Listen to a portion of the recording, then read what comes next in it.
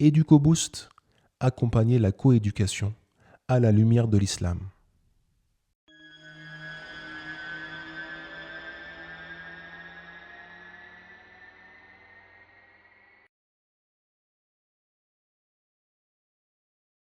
Depuis qu'il est tout petit, l'être humain apprend. Il apprend à marcher, à parler, il apprend à la maison, à l'école, dans la rue, à la mosquée. Il apprend des mots, des gestes, des idées. Mais derrière tous ces apprentissages, il y a une chose essentielle, l'éducation. L'éducation, un mot que nous entendons tout le temps. À la maison, à l'école, à la mosquée. Mais au fond, qu'est-ce que c'est? En tant que musulmans, lorsque nous parlons d'éducation, nous pensons naturellement à la tarbiya, mot arabe qui signifie faire grandir, élever, nourrir. La tarbiya, c'est faire grandir l'enfant dans toutes ses dimensions. Sa foi, son comportement, son âme. C'est le fait de former un musulman équilibré, tourné vers Allah en l'adorant lui seul, bienveillant envers les autres et utile à la communauté. C'est là pour nous l'éducation dans sa forme la plus noble. Dans la langue française, le mot éducation a aussi une portée large. Il désigne l'ensemble des moyens mis en œuvre pour assurer la formation et le développement d'un être humain, tant sur le plan intellectuel que moral et social.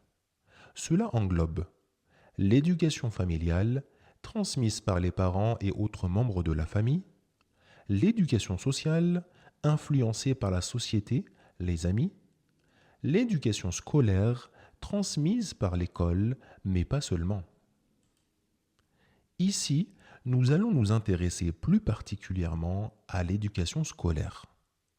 L'éducation scolaire, c'est le processus organisé d'enseignement et d'apprentissage qui vise à accompagner les élèves dans leur réussite scolaire. Elle transmet des savoirs fondamentaux comme la lecture, l'écriture, les mathématiques ou les sciences, des méthodes de travail pour apprendre à s'organiser, réfléchir, s'exprimer, des valeurs sociales telles que le respect, la coopération, la responsabilité. Mais elle a aussi pour but de soutenir l'élève dans son développement personnel, intellectuel et social, afin qu'il devienne un individu capable de contribuer à la société. Petite précision importante. Dans ce que nous disons ici, il s'agit d'une approche générale et théorique de l'éducation scolaire. Nous ne nous limitons pas à un pays, un programme ou un système particulier.